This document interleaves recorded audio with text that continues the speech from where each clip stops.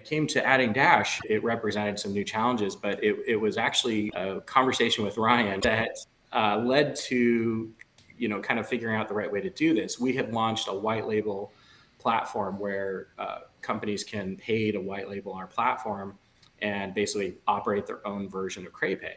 So when I started talking to Ryan, I was like, well, we don't have crypto in there. And he told me about the instant pay being the default. And I was like, okay, that's interesting. So we started exploring together, and very quickly we figured out that we could integrate Dash into a white label version of our platform and enable people to spend their Dash through the Dash wallet. And that, by the way, is really important, because there isn't a company at Bitcoin that I can go partner with to try to solve these problems, right? Yeah. And so having Dash core group, having the diff, having the DAO, like, it really is a very unique structure. And I think, as far as encouraging for-profit companies to come in and do development work to provide solutions, I think it's critical.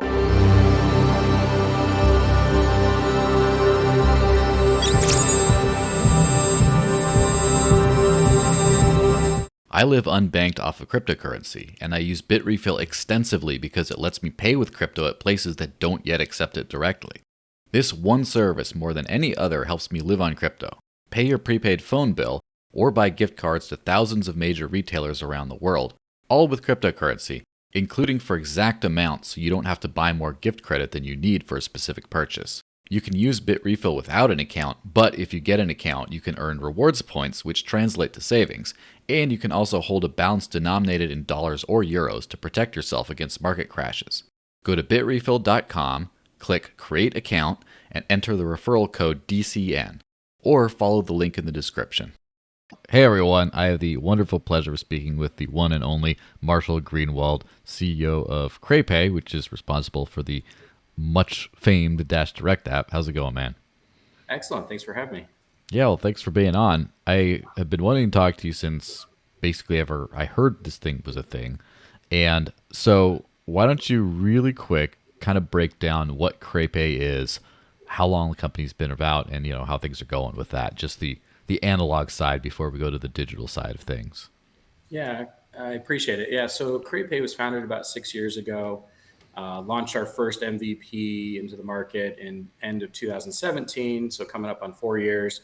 Really what CrayPay is, it's a merchant network, about 200,000 merchant locations, about 350 national retail brands in the US that give us an incentive to use our marketing platform to drive consumer shopping at their stores and on their websites. And the way that we accomplish that is with integration to their existing gift card networks, so that we can generate a gift card on the fly for the exact amount of a purchase. And then the consumer redeems it for payment in full, and we give them an incentive on the transactional level. Yeah. So basically, you just use a credit card to buy a gift card as an intermediary step. Now, this has been a big thing in the crypto world since the early days of Gift, but I did not imagine that this kind of a thing could be like worth it to do on the fiat level, because you have credit card processing fees. And would it really be worth it to use a credit card to buy a gift card and introduce the extra friction? Is that really something that would be worth doing on the actual level when dealing with credit card fees and all that? So how does that end up working out for like the end consumer? Is there really a big enough savings to make that extra step kind of useful? Yeah, I think so. Our target when we originally launched CrayPay was to get about a 3% average incentive. That's what the credit card networks have said is kind of the bar, right? The gold standard is 1 to 3%. And we've built it to stack with other marketplace incentives. So if you do pay with a credit card, you're still going to get your cash back or your points or rewards from the credit card company in addition to the incentive. Now, because we pay credit card fees, and those can be quite substantial, that is our second highest cost center, actually. The first is the incentive we give to the consumer for marketing. And then the second is the credit card fee. And then, that does reduce what we can afford to give a consumer. But we do see, overall, we see a lot of adoption. The people who use it say it's a no-brainer, and they use it all the time, at least 4 or 5 times a month. And we're actually seeing better than that with DashDirect, but I'll wait for you to get into that. Well, that's the next thing. So for the uninitiated, DashDirect is a specifically Dash version of this whole thing. Now, before we get into that, where do you go from being basically running a company that helps consumers save on just everyday purchases with cards. How does cryptocurrency kind of come into that? Because when we think about cryptocurrency from people on the inside of the industry, they're like, oh yeah, for payments, of course, but it's never that I've never seen or very rarely seen people come from like the love of payment processing, so to speak, into decentralized digital money. That stuff tends to be Yeah. politically motivated or from like a hacker kind of thing or sound money or a bunch of different, Yeah. different paths. But how did you get there?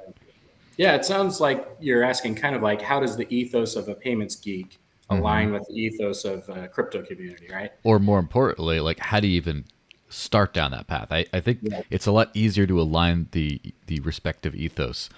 once you already are educated, but how do you even Yeah. decide to get that deep into it to go for it? Yeah. So in 2004, I actually drew a diagram on a piece of paper. And it was very rough, and I didn't have any solutions for how to do it. But at the top, I labeled it a better payment system. Hmm. And I started to design what eventually became what we're doing today. And crypto solves a lot of problems in payments if it's done properly. And so, I'm a big believer that when it's your money, you should be generating the value for yourself, not for everybody else. And right now, who makes money if you put money in at the bank, you open up a debit card, and you make transactions? It's all the payment networks that are benefiting from it. You're creating value for them. Crypto allows us to recapture a lot of that value and give it back to the consumer by giving them control, removing the or making it more anonymous or anonymized to some degree, Hmm. and removing a lot of the friction in the banking system that allows the bank to have control over when you can spend, how much you can spend, and what you can do with it. So I believe that a better payment system today is possible with cryptocurrency and maybe a few other financial tools, but Dash seems to be the most clear winner in how to put that together. So I don't know that I immediately was drawn to cryptocurrency. I started like most people hearing about it kind of as around Silk Road and kind of the drug use, and I was like, I'm not attracted to that. I'm a very straight laced, clean cut guy. I grew up very strict about those things, and it didn't really appeal to me. But I started looking at like what was the intent and how could it be used, Hmm. and I think we're getting there today, right? I tried to do this in 2017, 2018, and I couldn't find a cryptocurrency that would do everything we needed it to do. I think with the advances with Dash, it just made sense for us to bring it into a payment system and add more value for the consumer and more control for the consumer. Yeah. I don't So know the answer. Sorry. So by hitting that time frame, so 2017 was kind of the heyday of Dash from like the public perception. So you must have been aware of it. If you held off on really jumping into it, that must be that the instant send by default, like every transaction is confirmed instantly, was the game changer. It wasn't just, well, it's secure and you can use this little flag and everyone uses the flag. It just had to be baked in. So is that correct then? Yeah, absolutely. Dash is based here where we are in Arizona. Hmm. So we were very aware of Dash. Actually, had met with team members at Dash multiple times, community members at Dash multiple times, watching it very closely, and was quite interested. When you're at the point of sale, and by the way, Hmm. even in the era we live in with the pandemic and the lockdowns, more than 90% of purchasing in the categories we serve for merchants, retail, hospitality, happen at a physical location. You might order it and then pay when you're in the location, right? Or you may go pick up food or something, but most transactions happen inside a physical location still. And so you got to think about the sensitivity to that. If you look at crypto solutions, most of them are like heavily used in e-commerce, but not in store Hmm. because the time and the costs are just not, they're prohibitive. If you stand at a retail store, and I've used this analogy before, you can't go into Chipotle, order a burrito for lunch, and then come back for dinner when your transaction is confirmed, Yeah, of right? You course. have to have a very, very fast transaction. Even a few seconds feels like a really long time when you're staring at your phone waiting for a confirmation, and the cashier has no idea what you're doing. The people in line behind you or think you're just not paying attention. It's got to be very, very efficient every single time. And so that is the game changer with Dash, is that every transaction being instantly confirmed and instantly respendable allows us to confirm that transaction, issue the digital gift card for the exact amount of the purchase, and know that we're going to get paid. It might not get confirmed for a while, but we're going to get paid in Dash. It's going to go through. There isn't any case that I'm aware of where an instant send transaction didn't ultimately get confirmed and settled. So Yeah, and that's the thing where or a couple points, on the technical side of things, there's a lot of different cryptocurrencies and a lot of different ways of doing things. And for example, way back in the day, almost 8 years ago, I started using Bitcoin, and then 5 years ago or so, I started living only on Bitcoin. And I remember making those point of sale purchases, or buying gift card, and when they accepted zero confirmations, it came through. It was pretty efficient, and then eventually they started requiring one confirmation because it just apparently people like woke up, just like people used to think Bitcoin was anonymous way back then for some reason because they're dumb, I guess. But they they well, started. that was Yeah. the narrative.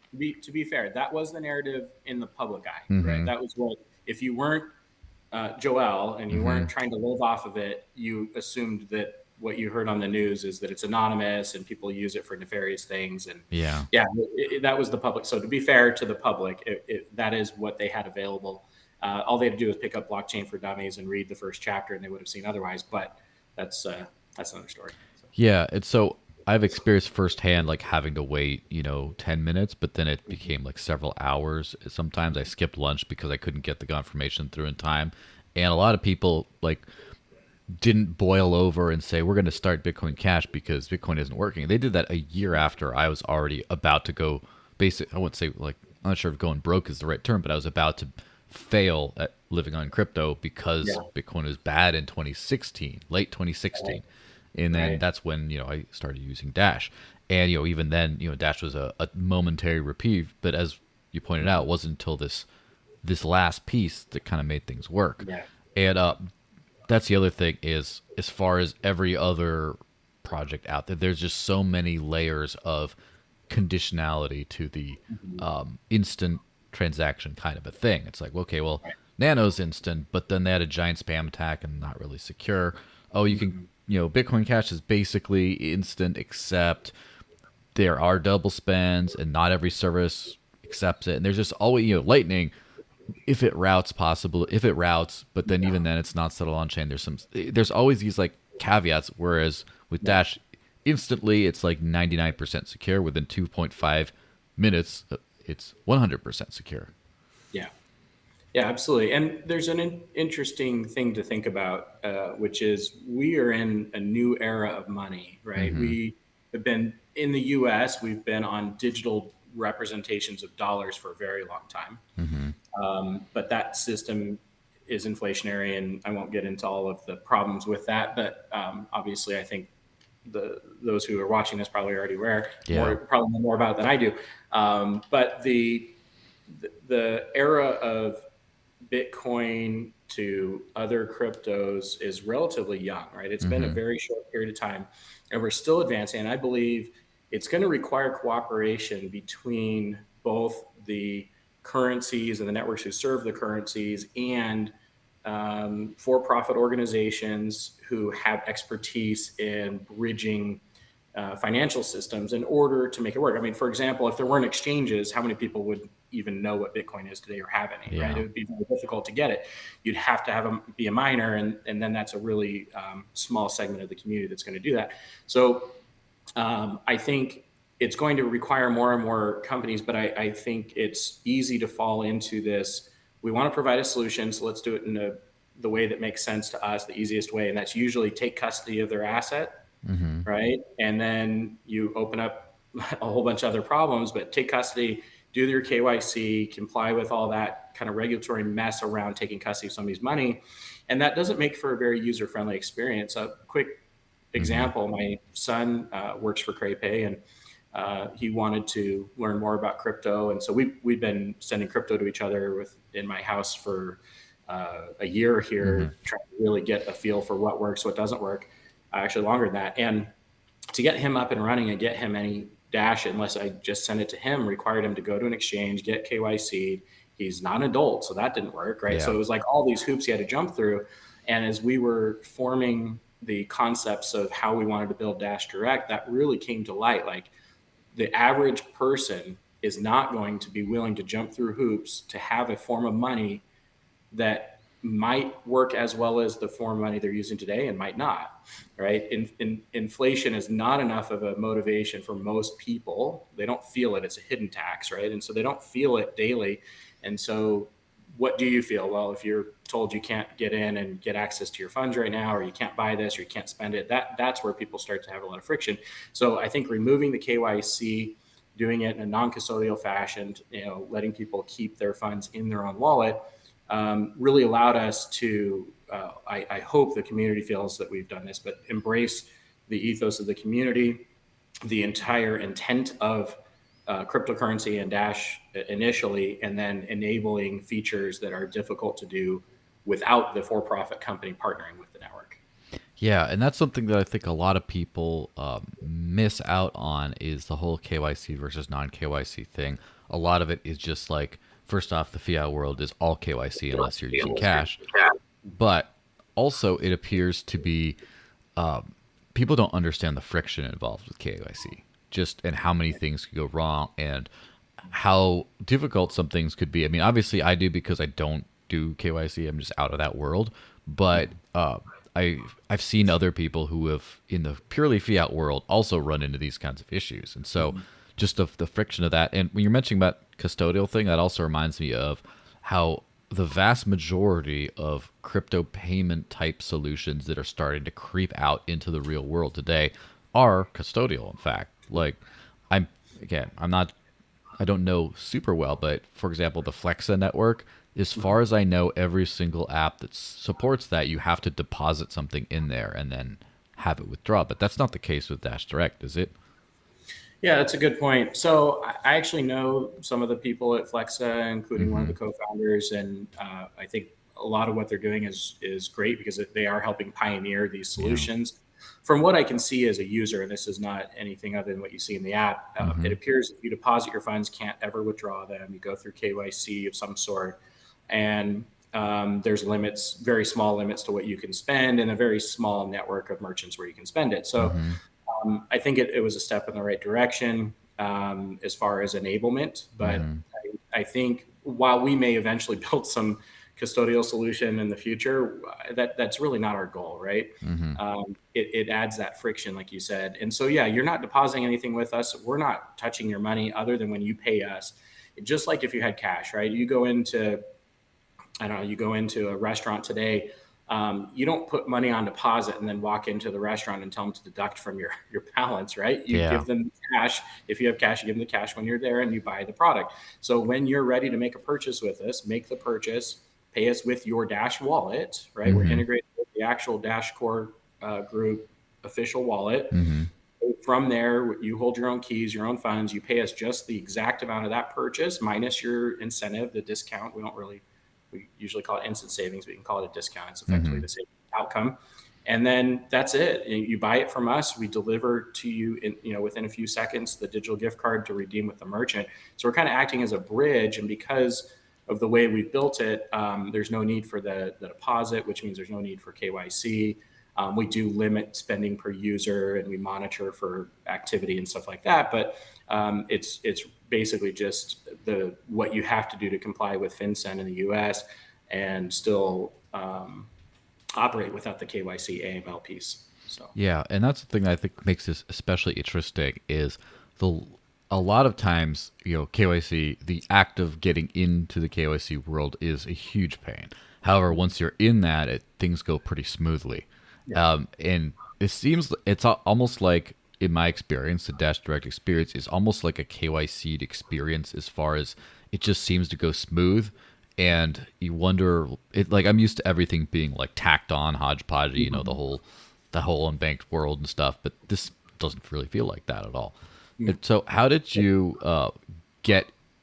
bridge that gap between wherever you were and then where we are now about deciding to move forward with something for crypto at all and for Dash specifically, and then forming business partnerships with the Dash Investment Foundation and all the rest. Like, how did that whole thing shake out? Wow, there's a lot to that. So over several years, I was speaking on crypto. We thought about creating our own currency to solve the problems that are out there. We decided that had too much regulatory uncertainty and exposure for our investors and stakeholders. So we backed away from all of that. But it's always been something I wanted to do, right? I knew there was a problem to solve, and I knew I could solve it. I just didn't have the right partners and the right solution set. Something really interesting happened during the pandemic. So we really focused on expediting expansion of our product very, very rapidly. So, as an example, beginning of 2020, we had 10 places that you could pay on their website through our app, through CrayPay. Um, 3 weeks after the lockdown started in Phoenix Valley and Arizona as a whole, we had 110. We saw that we needed to adapt, right? That people were going to do more online ordering and DoorDash and things of that nature. So we rapidly expanded that, and that forced us to reevaluate the scalability of our system. Now, what that led to is the scalability improvements that we made allowed us to add other payment types, other currency types, other integrations to other systems very, very rapidly. And so we basically redesigned the entire system to be very flexible on how we get paid. And it still had that same core merchant network, which now was growing. We actually tripled the merchant network size over the course of a year. And then we layered in the new technology with the payment gateway handling that allowed that flexibility. So other things we're doing at CrayPay, we'll be adding buy now, pay later, for example. We have about 64,000 locations in the US where you can get interest and fee-free financing on your purchase at the point of sale or on the website instantly. We have a finance partner that's backing the transaction so that we're not taking the risk. Again, that came from the scalability decisions that we made. So when it came to adding Dash, it actually is a very unique integration. It represented some new challenges, but it was actually a conversation with Ryan Taylor, of course, that led to kind of figuring out the right way to do this. We had launched a white label platform where companies can pay to white label our platform and basically operate their own version of CrayPay. So when I started talking to Ryan, I was like, well, we don't have crypto in there. And he told me about the instant pay being the default. And I was like, okay, that's interesting. So we started exploring together, and very quickly we figured out that we could integrate Dash into a white label version of our platform and enable people to spend their Dash through the Dash wallet. And that, by the way, is really important because there isn't a company at Bitcoin that I can go partner with to try to solve these problems, right? Yeah. And so having Dash Core Group, having the diff, having the DAO, like it really is a very unique structure. And I think as far as encouraging for-profit companies to come in and do development work to provide solutions, I think it's critical. Look at it from my perspective, and I say, okay, I've got to evaluate all the opportunities. There's a lot of hype around Bitcoin. People are interested in it, and I'm going to go invest $400,000 or $500,000 into building a custodial solution with a custodial wallet, just like a lot of other solutions already are starting to work on. Maybe we have some piece that's unique, but we're going to go do that. And what's the opportunity? Well, it's maybe we'll grow, right? Get more revenue. Maybe 5 people pay with Bitcoin. Yeah, we have no idea, right?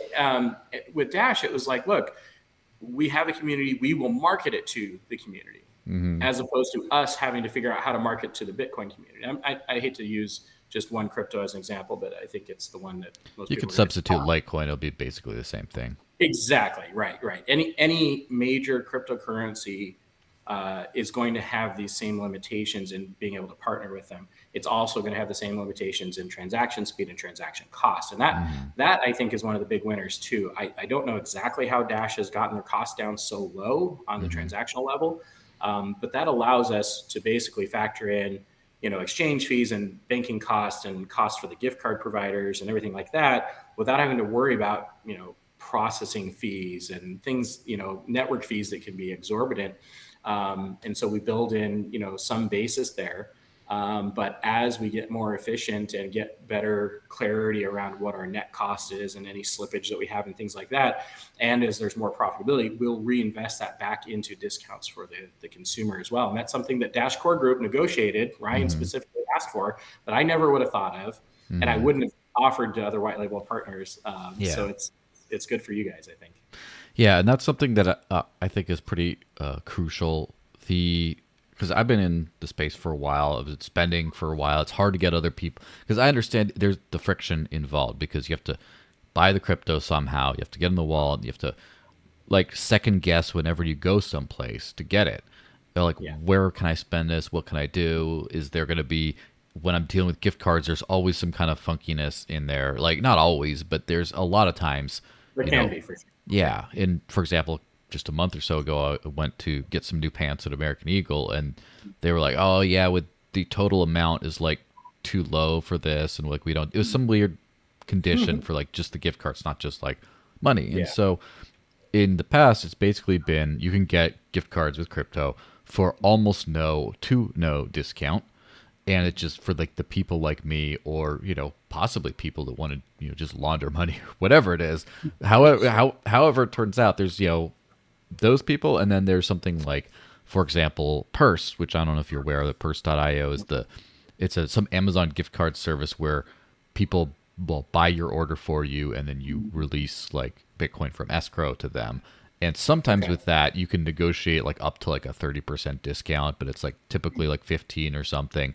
But then you have to jump through all these hoops and deal with, other sellers buying your stuff and sending to your address. And there's a bunch of, so it's like those two big camps of almost no discount, but you just get the cards right away, or a hassle, but you can get a lot of discounts. And then with what I've seen from DashDirect, it looks like you get some pretty sizable discounts today in the most almost like your almost payment app type user flow, and that, as far as I've been able to tell, because this sort of a thing has existed in a lot of different forms. There was, obviously gift, and then there's e-gifter, and then the one that I have used the most in recent times has been Bitrefill, which is still a really great service, but it's still like there's just that little bit of a learning curve, and I've gotten people to use it, but it's that little the extra few inches Yeah. along that just all of a sudden tips everyone over. And just from seeing all the Dash people report on how much they're using it, it's not just, hey, I did it once, yeah, this is cool, but I see it like the fifth time. And Yeah. some friend of mine who's from Italy, who always tweets out, he made some joke about the 155,000 merchants that, like, I'm gonna have to suffer through 155,000 different tweets of people seeing that they bought stuff with Dash Direct, and every single time he sees one, he does like 7 out of 155,000, 8 out of 100, just keeps doing it, because a lot of these people do repeat purchases all the time, and Yeah. that is that little like crossing the edge. And if you could start to get more significant discounts in the future, I think that that's something where you start to get a lot like that next level of people just tipping over the edge. Yeah, there's a balance, right? So we serve our merchants as well, Mm-hmm. and somebody that runs a well-known merchant in the U.S., it's a hard argument to make to them that you're going to drive revenue to them, right? Mm-hmm. You have to really be adding something more than just I'm going to give people discounts that are already going to shop there, right? Mm-hmm. That's not a thing that they're interested in. Yeah. What we've built is really this geo behavioral marketing system where we show you what's close by. Eventually, we'll be able to actually let you know there's an offer nearby you if you enable that feature when we add it as well, geofencing and stuff, so you can see, Mm-hmm. oh, I'm inside this store and there's a 5% discount, so you don't forget to use it.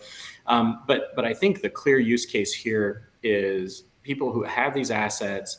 The asset is particularly well positioned for transacting quickly and cost effectively, but there's a lack of integration with all these legacy point of sale systems, and the merchants have too much going on to focus on integrating all these different cryptocurrencies. So for them, it's like, hey, we can get part of what Joelle is going to spend, um, because we're part of this network, and we don't have to do the work, right? Mm-hmm. CrayPay did all the development, DashDirect handles all the transactional stuff. All our cashiers need to know is how to redeem our own gift cards, right? Mm-hmm. And so it becomes a much more appealing opportunity for the merchant, but we still have to balance what's profitable for them. So, for example, and I'm going to point this out not as a negative thing. I actually love that we were able to add them, but Home Depot doesn't Hmm. offer any incentive. And that's a hard and fast rule for them right now. I think it used to be differently, but used to be different, but now they don't allow any discounting or cash back to a consumer on their gift card programs. Um, and so we have Lowe's and we have Home Depot. Like they're the two clearest direct competitors in that category. We also have Ace Hardware and a couple others that are similar. The only one that's not giving a discount is Home Depot, and yet we have more spending on DashDirect at Home Depot than the other two. Hmm. Uh, and I think the reason is because the brand power already, there's already people who are going to want to shop there, and now they can use their crypto to do it and do it quickly and easily. And so even if it doesn't necessarily give them instant savings, they're able to access that functionality that was previously missing.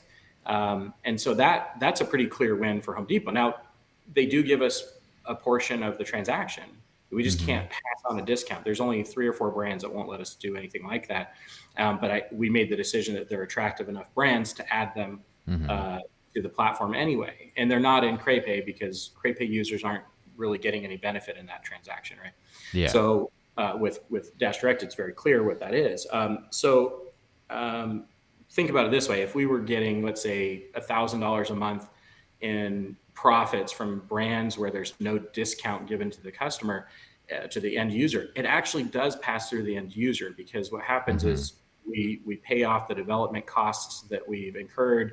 Actually, a small fraction of what we actually paid to build this thing, but Hmm. um, when that's paid down, we increase the incentive out to each user, and we do that in 3 tiers. So there'll be 3 steps up, and then actually, when we get higher incentives from the merchants, which we do have baked into most of the contracts, when we hit certain volume with them, then we'll pass that on as well. So there's a lot of opportunity for the community to really pull together, utilize it, share it with others, get them to utilize it, and then see those savings ratchet up. But I just want to set expectations. We're not expecting Home Depot to ever offer any kind of incentive if they're at 0. And Hmm. then somebody like, DoorDash, who's at, I think, 2.5%, we're not expecting them to ever be 10%, Yeah. right? They don't have that kind of margin. They're not going to offer that. They don't need to offer that. There's no benefit to them to push the limits there. So Yeah, and it's kind of an interesting contrast because I remember when Bitrefill was brought on board, which is again a godsend to the Dash community at the time and still is extremely useful. But Dash Core Group negotiated a 10% discount. Yeah, I think that was funded from Dash Core Group's business development chest. Although I can't confirm that, I don't work for them. But it was 10%, and people loved it. And at some point, the discount expired, but Bitrefill was very cagey about how much was left on it or when it would expire. Then they did it, and they weren't really interested in renewing the program. And a lot of Dash community usage just dropped off after that. And so there's a little bit of two lessons you can learn here. One is if the user experience isn't good enough, people will need significant discounts to yeah, really keep using. And right. so with the Home Depot example, no, you don't need a discount to get people to use it if it's just easy and painless and Yeah, useful enough. And on the other side, what about discounts that actually go up over time and you don't need to yeah, keep on like throwing money at this, like a money hole of a project just to like say, yeah, I yeah. can save money on this stuff. Yeah, absolutely. I agree with that. And there's something to be said for the UX part of it, UX being user experience, of Mm-hmm. course. Um, and for those who are not in the development world, and I'm not a developer, by the way, Mm-hmm. there are so many things that we're learning that are unique to the Dash community compared to our other apps. And we have multiple apps. It's not just the CrayPay flagship app. We have other white label apps in the marketplace Mm-hmm. operate other names from our partners.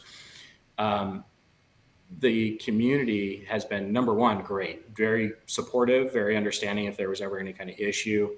I've been kind of babysitting our SQL database and running scripts and reports to Mm-hmm. make sure nothing's going on. And if it is, I try to address it immediately. Um, but when those things have happened, the community's been really, really great to work with, very understanding, and like very grateful that we're reaching out to help them proactively. Um, so it's a great community, and also the needs of the community are different, right? I've had requests for things that I'm like, I'm going to have to go ask our development team how to do this. We've never had this request before. It's very unique. I agree that it's probably a good thing to do, but it's unique, right? And so as we learn more about the community of Dash, we're finding opportunities to improve the UX through these feedback loops of like Yeah. on Discord, on Reddit, on Twitter, like people saying, hey, here's what happened. And I loved this piece, but I was confused about this or whatever. So it's been really important for us to have that feedback loop and be able to start positioning the app really to be geared towards the community. And of course, we want to make sure that that's consistent with everything we need it to do as far as performance and speed and reliability. But as long as it doesn't conflict with any of those things, we'll continue to add functions and adapt to the feedback. Yeah, and I'm going to guess that two of the most, I wouldn't say strange, but two of the least CrayPay-esque things asked for have been, first off, people don't want to do the fingerprint, whereas most CrayPay people would probably be okay with doing the fingerprint. And then the other one I would guess is APK files. People want to download the app directly without going through the store. You are 50-50. Okay.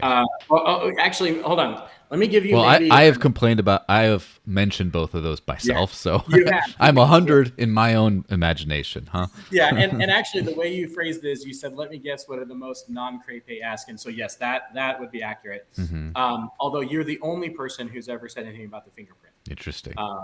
And I think the reason is because you can just choose not to use it, but I think you had some issue when you were beta testing and stuff. So yeah, I didn't know you could do a PIN. Yeah, we built that into the workflow now. It was basically a setting you'd have to go seek out when you were doing it. So yeah, I think that you would have probably been less bothered by it if you could have hit no and gone straight to the PIN setup. Yeah. So I think that by the time it went to the public, I think that was already integrated into the flow. Or yeah, maybe pretty much. Days later. The other one with the APK files, it's really interesting. I install APKs every day. I have an APK on my phone that we're testing today with major updates to hopefully push out this weekend.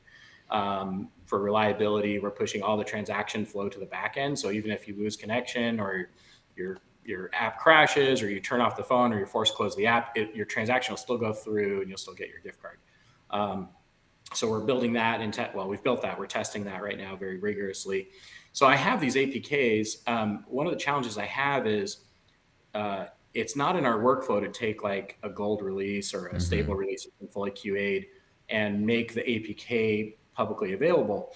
And I'm not really sure what implications that has around security. Like, could somebody create an APK that has a really similar hosting URL, right? But it's like one letter different, and then people download that and they're getting some sort of virus on their phone. So I don't know. So I just need to look into it, because when you do it through the app stores, they take care of all the security considerations for you. And I understand the privacy concerns a lot of people have in the community. So we want to serve that. We just haven't figured out like the right way. Some people have suggested a couple of platforms. And just for reference, I cannot find anything. I can find only Dash Wallet. Nothing else on my phone is on those platforms. Zero. I searched for well over 125 apps. And other than Dash Wallet, 0 of them are on those platforms. So it doesn't seem to be very common for like major app publishers to have their apps on there. Yeah. And so I don't know if that's because it's difficult to maintain it or if there's security. I just don't know. So I have front-end developers and architects who are like really good with this stuff. But I have them fully focused on the stability issues and making sure that nobody has any problems if there is an issue. We want to make, one of the challenges with working with crypto is that Dash transaction is very fast, but we can't just like send it back if something goes wrong. Like if you paid us with a credit card and the app crashes and we can't generate the gift card, we just void your credit card transaction and give you a little notice. Hey, we've voided this transaction, try again, right? What do you do with crypto when it goes into a wallet?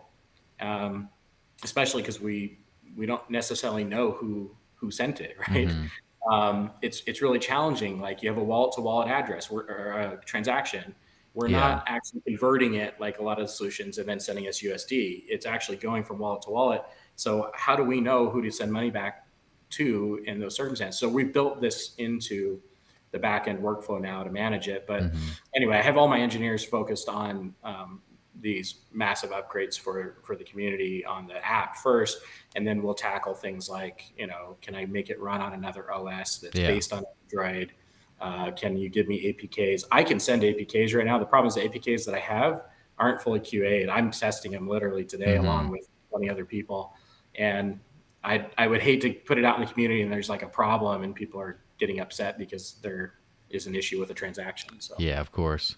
So couple other things. So first off, this thing strikes me, and I'm sure I'm going to write an op-ed or do a video about this or whatever, but this strikes me as kind of the anti-Bitcoin approach, where in both cases of Bitcoin and Dash over the years, in all of crypto, right, the space has lurched forward spectacularly. I would never expect that we'd be where we are today. But at the same time, I never expect we'd be this far behind as far as everyday payments and stuff.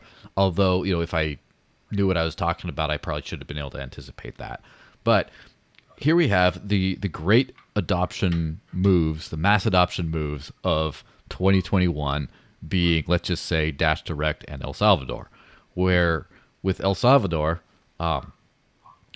Strike essentially and some other people made a deal with the government, and the government essentially mandated that every single business has to accept Bitcoin payments, and if they don't want to keep the Bitcoin, they can convert to USD through a state sponsored solution like the Strike wallet, etc. And that's been lauded in a lot of ways. A lot of people have criticized, like I've been a critic and people say you're just a hater, but no, I don't believe in like coercion and stuff. But then on the other side, we have DashDirect, which did not change anything legally, the end merchant didn't even have to be harassed into taking crypto for whatever. They don't have to deal with any of this nonsense. Again, I'll openly call my own way of living nonsense sometimes, right? Because it is a lot to take on, and yet it somehow everything works. You figured out how to make it work without bothering merchants, without going to the government, and without causing a lot of unintended consequences and problems. So, I'm sure how much of that is just not having the political connections, and how much of that is like a philosophical difference of trying to find value in little corners that otherwise people would kind of ignore. Yeah, it's an interesting topic. One of the things that I think I excel at is working within things that already exist, using them a little bit differently to get a better outcome. And I think that's effectively what we've done, right? We didn't invent gift cards or gift card integration, or even the concept of using gift cards to bridge between your crypto asset and a non-crypto merchant. But I think the way we've done it is a little better. I hope that is the sense in the community. It seems to be, and we'll keep improving on that. And we have things in our roadmap to even enhance and add more functionality. But I think being apolitical, I never really think about let me go to DC and go petition to make this change, or let me go to my local representatives. And I actually know many politicians here in Arizona. Actually, former Speaker of the House has been a client of mine since his first ran in 2006. And his brother actually did some of our video work, and his other brother's done development work for us. So I like have connections to that degree, but I never think like, let me go push the agenda.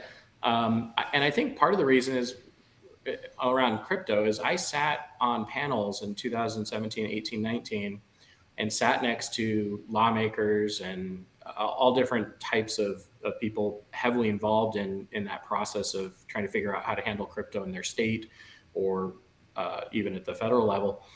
And I found that they didn't have any clue. And it's not a criticism. I think it's just there's so many things they have to figure out that any one individual doesn't really, at that time at least, didn't seem to really have a clue what they were talking about when you talk about crypto. Yeah, not much has changed. Oh, I would imagine not. I mean, that's kind of the status quo, with bureaucratic systems like that. And I'm apolitical, not anti-political. I benefit from the political systems that are in place here, and I pay taxes and all that good stuff. But I don't ever think politically, right? I think what is the solution? How do we build it? how do we work within the framework that's there? I'll give you a great example of where I could see a lot of improvement coming in crypto in the next couple of years. I think out of an abundance of caution, the custodial solutions have thrown up that KYC wall to ensure that they're not ever questioned about their compliance with KYC and AML laws. And yet there are many times where somebody who's coming in shouldn't be hitting that KYC wall, or at least not as much KYC up front. And that could be scaled, right? Triggered as they increase their participation. Like, so for example, if all I wanted to do was trade Bitcoin for Dash, there's absolutely no reason to KYC me, legally speaking, at least to my knowledge and from what I've heard from attorneys. And maybe I'd be happy to be corrected on that. But every system I've gone into to do that has required KYC. Yeah. And I just go, that's a lot of friction that was totally unnecessary. And someday people are going to get granular enough to say, okay, when somebody comes in, we're just going to take the basic identifying information that's not KYC, their first and last name, email address, phone number, basic information. And then when they start trading pairs that are non-fiat, they can do so maybe because of risk or fraud or whatever. They may have some limitations on it or hold it for some amount of time. But I don't think that KYC needs to be there until you start doing fiat transactions. So I think those are the types of things that are possible that could reduce the friction within the current regulatory framework. And I think that's kind of something we saw here with DashDirect. Like the FinCEN prepaid access rules for closed loop gift cards have existed for many years. This is not a new law that came out in 2021 that allowed us to not have to worry about KYC. There is, effort, right, that we had to put into building it correctly. We built really robust, transaction detection systems and stuff on the back end to make sure nobody is exceeding the legal limit and things like that. But it's all done anonymously and without KYC, and it's fully compliant. We actually exceed the FinCEN rule requirements by a lot, right? So as an example, we got an investment from the DIF, which has been fantastic to help us kick off this project, building this app and supporting the community. But we put 400,000 of our own money into building the technology as well. But we're really big believers in building the technology and doing it the right way, right? We could have, made some shortcuts and cut some corners and done something that was simpler and easier for us for within the $100,000 that the DIF had originally invested, and said, hey, here you go, community, it's good enough. But I don't want to do good enough, right? I want to provide a solution that I personally would use. I have bought my lunch and dinner. I drink a little shake for weight loss because I'm trying to lose some weight in the mornings.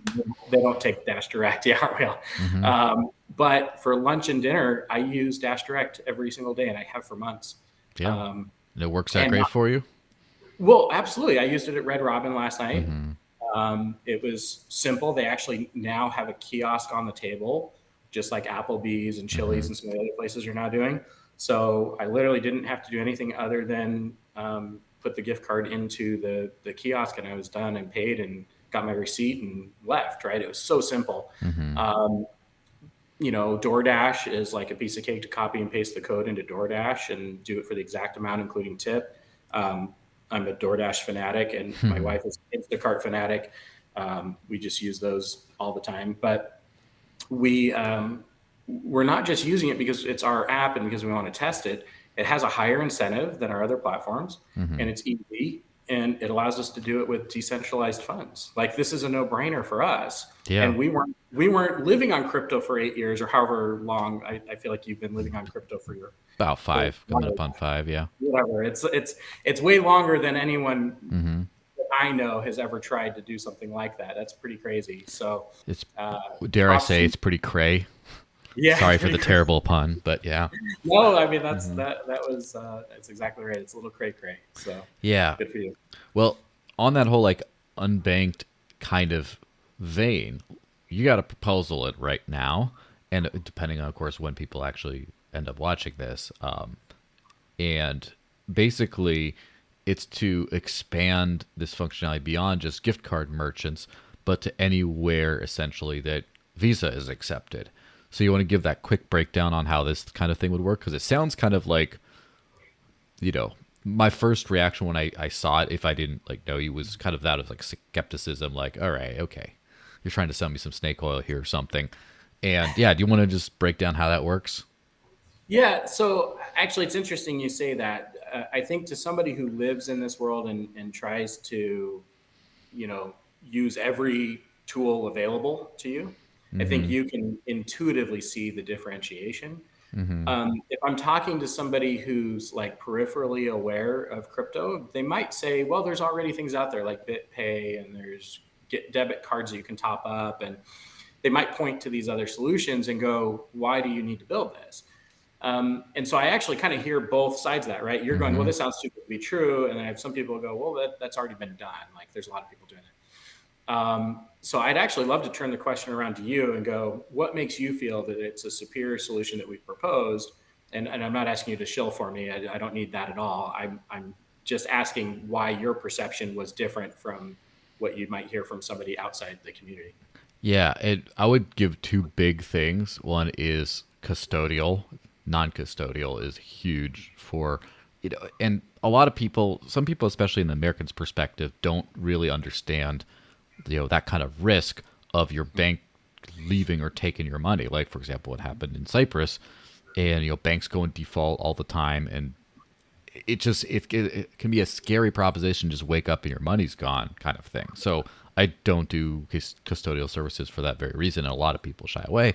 But also like the KYC thing, not talking about, well, what do you have to hide or whatever. It's the system is very broken. The KYC system in the modern financial world is extremely broken, and there's like I'm voluntarily unbanked, although my bank account did get closed because someone wrote a fake check and stole a bunch of money, and then that got reversed. But then the bank closed the account and said, "Well, we'll reopen you a new one." I said, "I think I'll It's pass," absurd. and Absurd. and Yeah. that's kind of where it ended. But it's funny because just today I was watching because I trade Brazilian Jiu Jitsu and I've been paying my Jiu Jitsu guy for a couple of years in crypto only, which is always great. That's But I awesome. was watching some documentary about this team out, some team where they're so hardcore that everyone just lives on the mats. Like they just sleep on the mats. And one guy in particular, he goes to a tournament and he gets his hotel room sponsored, but he can't check in because they want a card for incidentals. He doesn't have a card because he doesn't live anywhere according to what KYC would say. And some friend has to just spot him and say don't abuse this. Yeah. But otherwise you could do that. And that really hit me because that's been me so many times. I went to speak at the World CryptoCon, I believe in 2018, the end of 2018 or so. And I got everything. I was one of the speakers on how to live unbanked off crypto. And I was one of those people that the entire reason they had me there was that I don't have a bank account and I live on Right. crypto. And they provide a room for me, but I couldn't check in because I didn't have a card. And the organizers wouldn't do anything about it. They're like, Yeah. and so like, look, you asked me here, like, Right. Because I, you knew I don't have a bank account. yes. Yeah. It's so Yeah. you kind of admitting that you wanted a phony and not the real guy. And Yeah. so I just got a different room through a service. I think it was Cheap Air, which some services like Cheap Air and Travala, when you pay them in crypto, they have their own card on file that they'll do. They basically need to take care of that because when I use hotels.com gift cards, I still have to deal with that. And I have Yeah. gone before where they're like, we need a card on file, but I just give them a couple $100 and just say, hold on to this and give Yeah. it Yeah. back. They But don't tell though. They don't yeah. all do that. Yeah. And so that thing really struck with me about like, what about people who can't get this? I know another person who doesn't have a birth certificate. His just parents never like put him on the map, I guess, and therefore lives similar to me. And just the lack of financial access on that level. But then also in the US, there's no crypto bill pay solution. It just doesn't exist. There have been, they've all gotten shut down for whatever reason. And that's like the other big thing. It's like the card for incidentals is a big problem. And then the other thing is just like the utility bill segment. I mean, there's places you can pay rent the crypto around here. There's places you can pay everything, but just like that little bit, it's closing those little gaps. And Yeah.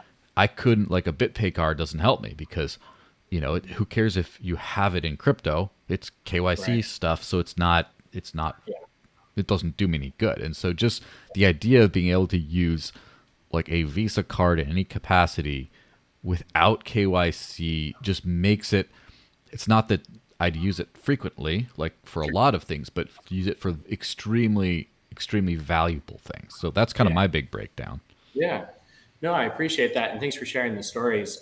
It's funny because when you have an experience like you had with your Hmm. bank account getting shut down, I can see why you chose not to go back through the process again, just for the right to let them do it again if they choose Yeah. to, right? Um, I, as you were talking, I'm debating whether I want to share this or not. We're not a decentralized network, Hmm. and we're a private company. We have investors. I want to be careful how I say this, but we have had companies shut us Hmm. down because we talked about crypto. Yeah. And we have had last week, I had 2 letters from Chase Bank saying, we need to understand what you do better. I'm like, well, I've done millions of dollars of business with you, and I've been with you for 7 years, 6 years now, Hmm. multiple accounts, never had a single issue other than the fact that you saw a Newsweek article that we talked about crypto, or you saw me on an interview on NASDAQ or whatever. And now all of a sudden, we get these threatening letters. And I spent 4 hours last week just trying to get a hold of somebody. And then they said, oh, we don't need anything anymore. We made a decision. I'm like, what was the decision? Hmm. Are you keeping the accounts open or closing them? They go, well, I don't know. I didn't ask them that. I'm like, are you kidding me? Wow. Like, that's the only thing I need to know. Yeah. You know, and so I went back through and went through more people and waited longer. And finally they said, no, you're good to go. And I was like, I don't understand why I got these letters. And they said, well, we think it was an error. And I'm like, Hmm. that's a little unnerving, right? Yeah. Um, It's one Now of we the don't. only industries that there's, I wouldn't say only, maybe I'm not being optimistic. One of the few industries that treats its customers like cattle, like doesn't treat them like Oh, for sure. real people. Yeah, for sure. And I have been without a bank account before, Hmm. and it was really difficult to figure out how to do anything. Like, I mean, Hmm.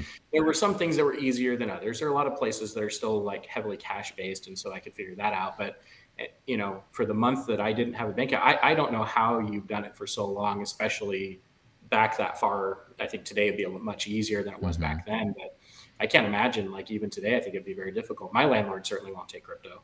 And I'll tell you another quick experience, Hmm. right? So um, you basically, for a business, have to have a physical address that's not just a PO box Hmm. for a lot of different things, whether that's for lenders or whether that's for process servers or whatever, lots of different things. And so we went fully remote about 18 months ago, and I can't use my home address as the business address. So I was using an investor's office, and we'd kind of occasionally go meet there and stuff, but I was just using it. And then they're changing the purpose. So they're using that for us. So that doesn't make sense anymore. I literally had to go spend thousands of dollars on a co-working space last week just so that we can have a physical address that's not a PO box that people can send mail to. Because when you apply for something with the SBA, or you go to certain investors, or you do something with the bank, if it's home based, it's a no. If it's just a PO box, it's a no. They have to be able to see that it's a physical business address. And I go, that's kind of absurd, right? Because that doesn't change anything about our business. And the Hmm. fact that I just went and paid a couple $1,000s to have access to the space didn't make us less risky or more secure for you as a bank or whatever. It's just some of these mentalities need to change. And I think these types of organizations are particularly slow to change them. And so you do feel like cattle. You feel like you're just a number and you don't matter. And I could share a lot of bad banking experiences, but we are working towards fixing that as well. Hopefully, in the next year, we'll have solutions there for you. But in the meantime, you had asked me a question, and we got pretty far off Yeah. track. I apologize. I think you and I could talk about these things forever, but let me just try to get back to the question How of, the Visa yeah, functionality even works. perfect. So to what we've envisioned, and we don't have everything done yet, but it's spelled out in the proposal, I hope fairly well. But what we've done is we've kind of taken the closed loop gift card program that we have today and adapted some pieces of that towards a Visa, what they call good funds credit model. And this is not a very often utilized model. But what it does is it's actually using our funds to issue a Visa prepaid card on the fly. We're technically the owners of the card. Hmm. We're just like we are technically in the gift card, right? Hmm. We actually own the gift card. We sold it to you. Hmm. So as far as the issuers are concerned, we're the owner. So in the bank model here on a Visa program, the bank is actually issuing the Visa to us on our own funds, right? And we're basically selling it to you. So think of like if you go into a grocery store and you buy a Visa prepaid card, and it's between $10 and $500, and you tell them at the register how much to activate it for.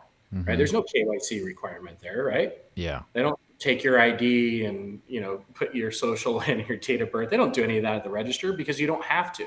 It's a prepaid card. It's not issued to you personally. You're buying it from, let's say, Target or Walmart or a grocery store, or wherever you're buying, Costco, and they have put funds on deposit with that Visa program, and they're using their funds to issue the card, and they're just selling it to you just like a gift card. It is open loop, and it is on the Visa rails, but it is a gift card in some aspects of the functionality. So you'd call it a prepaid card. Some of those programs are technically gifts, some are prepaid. But I haven't seen any of those that are actually good funds credit model where you can really issue one card and provision it to that one user and let them basically put funds on it on demand instantly and use it at the point of sale with any merchant that takes Visa. So this gives us a couple of really cool things. I think the two things you hit on are really important. It's non-custodial, no KYC requirement. It's very similar to what we're doing with the closed loop card. So if you like the DashDirect experience of, make a purchase with your Dash wallet and get a number to redeem with the merchant, it'll be very similar, except it'll be a Visa number rather than a gift card number. And then we're building the functionality to actually integrate that to your native wallet on your phone and use NFC to pay the merchant as well if you choose to do that. Yeah, and so that last bit, we talked about native wallets, and you'd mentioned previously, right, or it's in the proposal about, Samsung Pay, Google Pay, Apple Pay. And so, I mean, it might be a little bit of a nitpick, but on that specific thing, so you buy it, it gets you the thing, and then you copy and paste the card into your wallet, or how would it get from, let's just say, Apple Pay? How would it get into Apple Pay from DashDirect? No, we won't build anything with that kind of UX.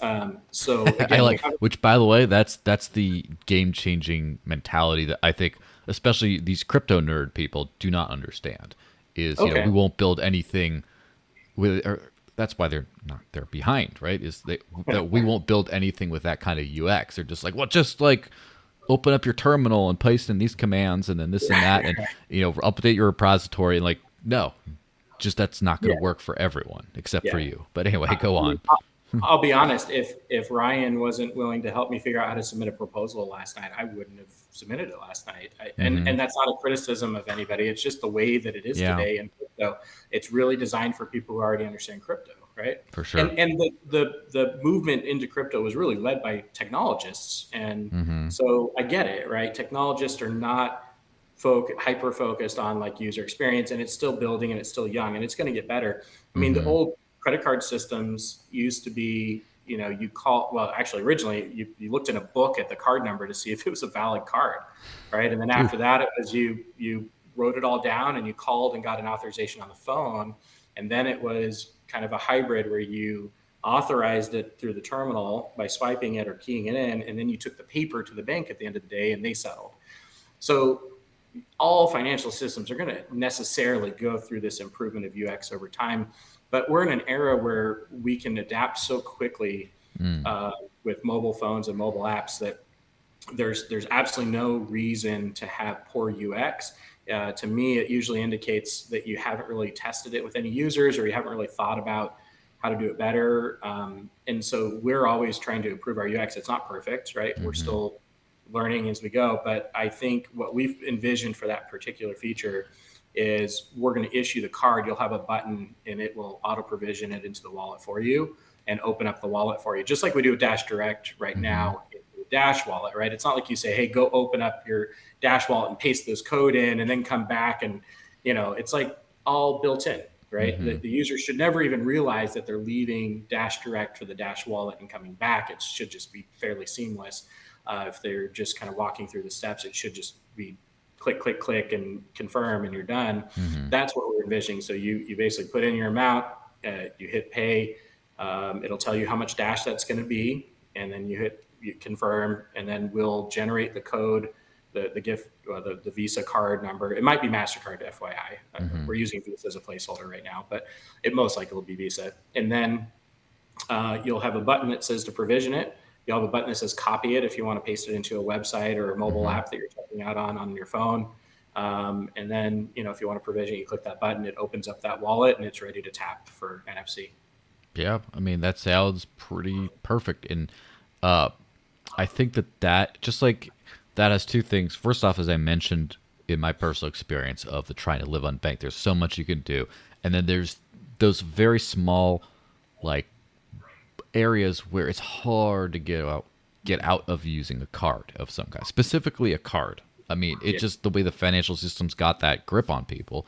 But like for example, when checking bags at an airport, which I had to do an emergency thing while traveling to Spain, and it was like, okay, well I had some like old like plastic prepaid Visa card that I got on with crypto on some site, and it didn't really work. So then they had to like, good thing I had enough time that they had to Yeah. make it work back end and stuff. There's always like some extra thing, but there's that. But then there's the other, which is the Home Depot example of people obviously will come into this because they could spend their crypto at a discount, but just being able to spend it more places makes the utility just Yeah. so much more. It's not just, oh well, if I want to eat at Applebee's today, like for example, what about the like my one I would say cash vice, because I own like $30 of cash right now. Like that's all I have at fiat in the That's entire awesome. world.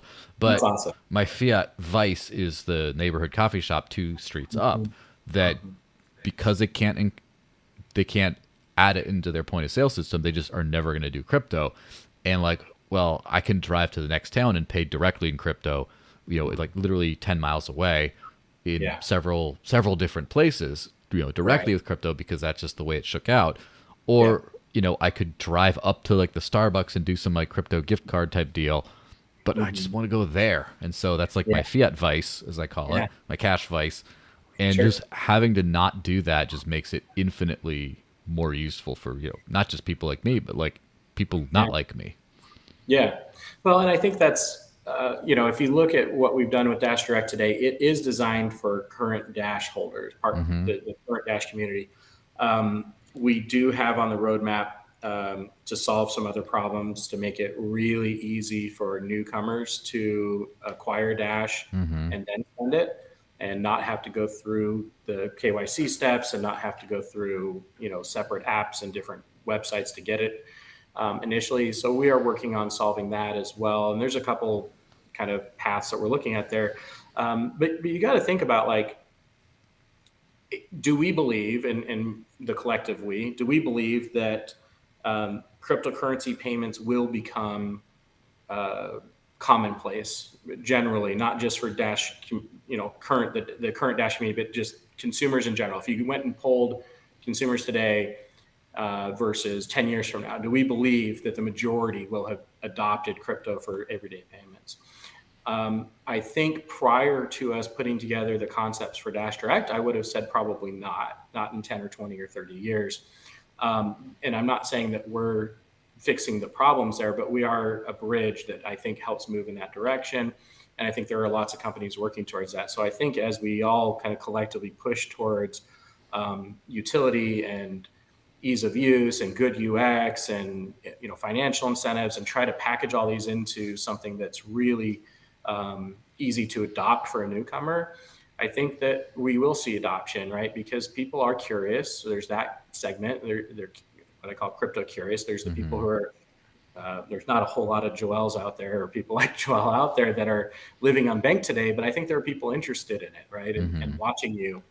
I don't think we're watching what you're doing. I've been watching you before we ever, had an opportunity to talk via email, because I think it's interesting, and I'm a little envious that you've been able to accomplish something that I'm like, I don't even know if I could start that. I don't know if I could do 2 days without using fiat Yeah. on something. It's really hard. So I applaud you for it, and I think that there is a lot of interest in it. I think the other thing is the financial rewards can be better in the crypto community than they are in the fiat community. So Mm-hmm. we could not only have the true hardcore believers in the kind of principles that drive crypto, and then the crypto curious, but I think we could actually get adoption from the, I hate to say this, but the soccer mom, or Mm-hmm.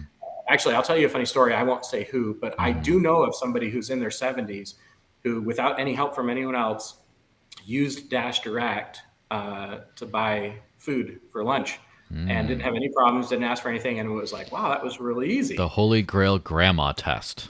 Yeah, right, right. It was a grandpa, but yes. Yes, it wasn't. It wasn't my dad because he has no grandchildren, but he is in his I won't 70s. say who it was, but I was impressed because um, it's hard to get anyone to learn something new. We're just creatures of habit. Mm-hmm. So there has to be enough incentive to try it, and then there has to be an easy enough experience. So I think we're working towards that end. I don't think it's completely there yet, but yeah, we're making progress. And I think with the Visa implementation, we envision something that's similarly very, very simple to use. And we're trying to figure out the value proposition as far as financials. There's not a lot of margin in transactions like that. You get a little bit of what they call interchange, but then you have costs associated. So we're trying to work all that out right now. Mm-hmm. But we may add some sort of a point system or something. We have all that in our backend already. So we may roll out a point system where you could actually earn points and then redeem that for credits in the account or something. But we're working through those pieces. If the proposal gets passed, we'll get to work on it right away. I've got a fantastic UX team that'll start to wireframe and design like how this should flow, what it should look like, and then in parallel. I'm finalizing negotiations with several of the issuance partners that we need to get registered with, and then of course the attorneys and all that fun stuff. So there is a lot of work to be done, but I've gotten far enough along that I feel very confident that if it passes, that we'll bring this to market in 3 to 4 months, have it in your hands, and you'll be able to actually show people how it works, as opposed to pontificate about how it will work. Yeah, so a few months would let's just say the eternal Dash platform evolution, or as it's most recently called, Neverlution, because of how long it's taken, might be out by that, so people might be able to do easy username Dash payments, and then also spin it everywhere in the U.S. And obviously, the world is much bigger than the U.S., but this is a very big starting point for for great stuff. I mean, I don't know. To say I'm excited is a little bit of an understatement. I'm doing the poker face, but it is something that if it pans out, it's definitely something that then I don't have to feel people out before telling them they should start living on crypto, because you can just say, do it. It's this easy. It's a no-brainer, and Mm-hmm. that's the feedback I love to hear, is when somebody just says, "Hey, it was just there was so much upside and no downside. It's just a no-brainer. I just want to Mm-hmm. do it. Every opportunity I have, I do it." That's what we're shooting for. But I do want to point out the U.S. We have a ton of requests for other regions, and I really love that the community is wanting it in other regions, and that is great validation for me as a founder to know that like people like the solution and want it. Um, there's a couple of things to note. Like the U.S. is the hardest market from a regulatory perspective, Yeah, tell me about it. and by like several orders of magnitude. Like it is way harder here. So if we can get it to work here with the visa issuance, then it's not a matter of if, but when, right? How much is it going to cost? Which partners do we need to find? How do we get integrated with them? Like if we can do it here, I believe we can do it anywhere. And so we are looking to potentially offer that part of the solution everywhere if it's possible and feasible and economically feasible. We'll evaluate all of that as we go through this process over the next couple of months, assuming the proposal is approved. But I also, it's kind of interesting because on the core product that DashDirect offers today, it would actually be a very big task to go into new regions. We are still looking at that, and there are some regions where we have access to merchant networks that I've worked with, a payment network that works with these big retailers there. But you got to think about like things like localization for the currency, localization for the language, Yeah. different device support. Like there's a lot to undertake. It's almost, I hate to use this analogy, but I think it's kind of on point. It's like, you go and get this brand new car you've been saving up for, and you finally have it, and you take your friends for a ride around the block, and like, oh, this is amazing. When are you going to get this other car? And it's like, I just worked so hard to get this Yeah. vehicle that I'm so proud of. And I love that you're wanting this, but it's like, there's a lot of things that have to happen to get that next exotic car that you want, or whatever it is. Like I want Yeah. those things. I want to be live globally. Right. But it takes a lot of work, and we have to do it right. As a for-profit company that's not decentralized, we have a lot of legal scrutiny to go through before we launch anything in any region. And it's not like you can just cookie cutter everything, but hitting the U.S. standards for crypto and financial systems and issuance, it does make it easier to get into the others where they have a less, they're more crypto friendly. Let's put it that way. Yeah. Well, that's a great place to wrap this whole thing up, even though I could keep going for a long time. Where should people follow you and find updates in progress, et cetera, et cetera? Probably don't follow me. I'm kind of the let me build it and support my customers guy. Follow the Dash community. You guys are going to be sharing the product updates and the feedback much more rapidly than I will. But feel free to hit me up on Discord. There is a Discord channel for DashDirect, and I use that to support the users that are on there. Of course, you can find our website dashdirect.org. But I'm not saying don't follow me. I'm just saying I don't share that much on social media, so don't expect a lot of excitement on my Twitter. Feel free to find me and message me on there if you'd like. I think it's Cray Marshall G, if I remember correctly.